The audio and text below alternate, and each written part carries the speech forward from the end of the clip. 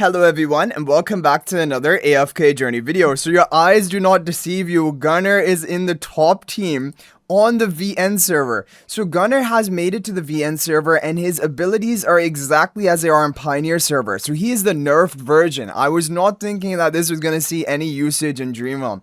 However, for the Sarethiel boss, at least today, the top team is with Gunnar and it is over a 50 to 60 billion score gap, at least for the hell difficulty that we're in right now. So the team, as you guys can see, that is top, and this is going to be using Gunnar in front of Sylvan. Buffing his damage, and then Cassidy as well. So this is actually the top comp with the Crescent spell, and Gunnar somehow manages to do a lot of damage of his own.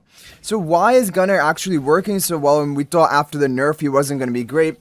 He still has good synergy with Sylvan, he's still going to ramp up Sylvan's damage, and for this boss specifically at the current difficulty the VN server are at, the Gunnar helps with survival.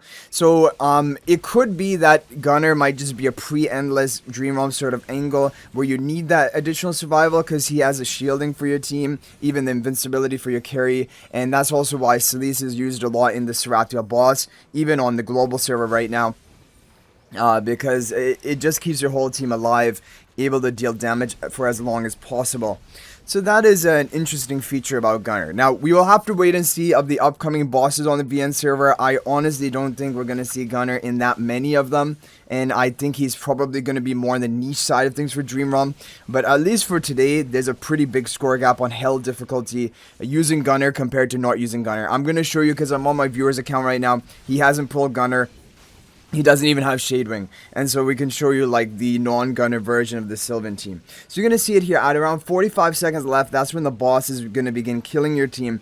But I think the other interesting thing is you have a little bit of extra survival because Sylvan's not taking damage because he was invincible a bit during the Gunnar, basically with that provision, but then eventually he is going to go down as well. So overall, that is a team. The team survives up until they get wiped out by the plague of the Sarethiel boss, and they end up dealing pretty good damage.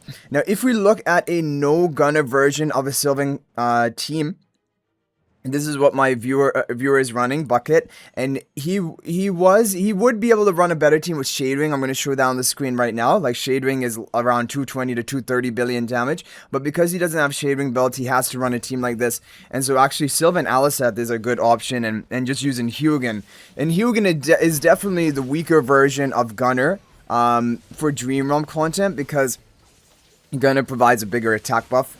Hugin provides a more minor attack buff, but he has maybe, he has haste buff that he also grants, so there's some value behind that. So if you're going to see here, I wonder if the team is going to survive for the whole 45 seconds, or if people begin wiping over here. So the team does look like it's surviving pretty well, but they are gonna, well, I mean, Sylvan still survives pretty well, probably almost the same duration, but just the damage is not there. When you compare it to Gunnar, the damage is not there for this comp. So at least for pre-endless usage, Gunnar does seem to be getting work in. However, when we look at the Pioneer server today on Sarethiel boss, which is an endless difficulty, so far, the top team hasn't been using Gunnar. So it could be that Gunnar might be a more pre-endless oriented hero for Dream Realm and not as much endless in his current state. However, there's also that chance that by global server, Gunnar is slightly buffed or some of the nerfs are like reverted or reduced, in which case he would be more important to actually have. But yeah, this was interesting because I was not predicting this. I mean, Gunnar still does come with a pretty decent sized attack buff, and he has the great charms to boost the damage of a ranged carry.